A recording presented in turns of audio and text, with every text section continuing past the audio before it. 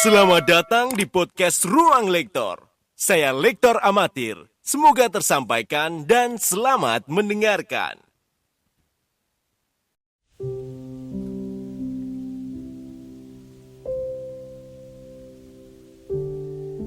Bacaan dari kitab kedua Makabe. Pada waktu itu, ada 7 orang bersaudara beserta ibunya ditangkap. Dengan siksaan cambuk dan rotan, mereka dipaksa oleh Raja Antiochus Epiphanes untuk makan daging babi yang haram. Ibu itu sungguh mengagumkan secara luar biasa. Ia layak dikenang baik-baik. Ia harus menyaksikan ke-7 anaknya mati dalam tempo 1 hari saja. Namun demikian, ia tetap menanggungnya dengan tabah dan besar hati karena harapannya kepada Tuhan. Dengan rasa hati yang luhur, ia menghibur anaknya masing-masing dalam bahasanya sendiri, penuh dengan semangat luhur. Dengan semangat jantan, dikuatkannya tabiat kewanitaannya. Lalu berkatalah ia kepada anak-anaknya, "Aku tidak tahu bagaimana kalian muncul dalam kandunganku. Bukan akulah yang memberi kalian nafas dan hidup, atau menyusun anggota-anggota badanmu satu persatu. Melainkan pencipta alam semestalah yang membentuk kelahiran manusia dan merencanakan kejadian segala sesuatunya.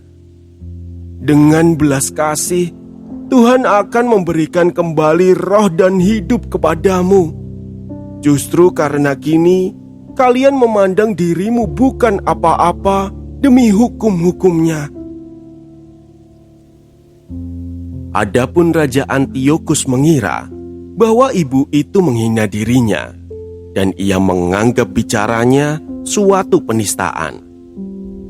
Anak bungsu yang masih hidup tidak hanya dibujuk dengan kata-kata, tetapi raja juga menjanjikan dengan angkat sumpah bahwa si bungsu akan dijadikannya kaya dan bahagia, asal saja ia mau meninggalkan adat istiadat nenek moyangnya.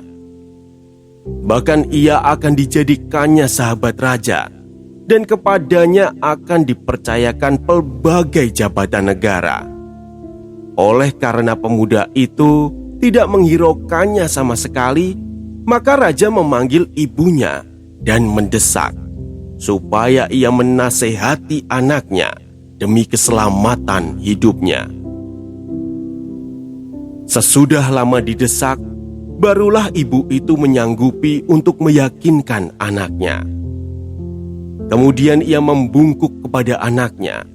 Lalu dengan mencemoohkan penguasa yang bengis itu, ia berkata dalam bahasanya sendiri, "Anakku, kasihanilah aku yang 9 bulan lamanya mengandungmu dan 3 tahun lamanya menyusui engkau.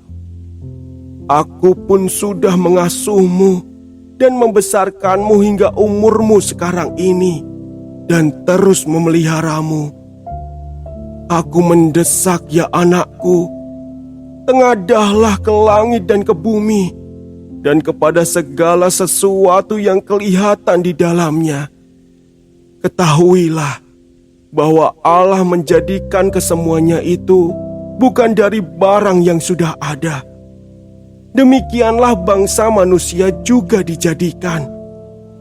Jangan takut kepada algojo itu.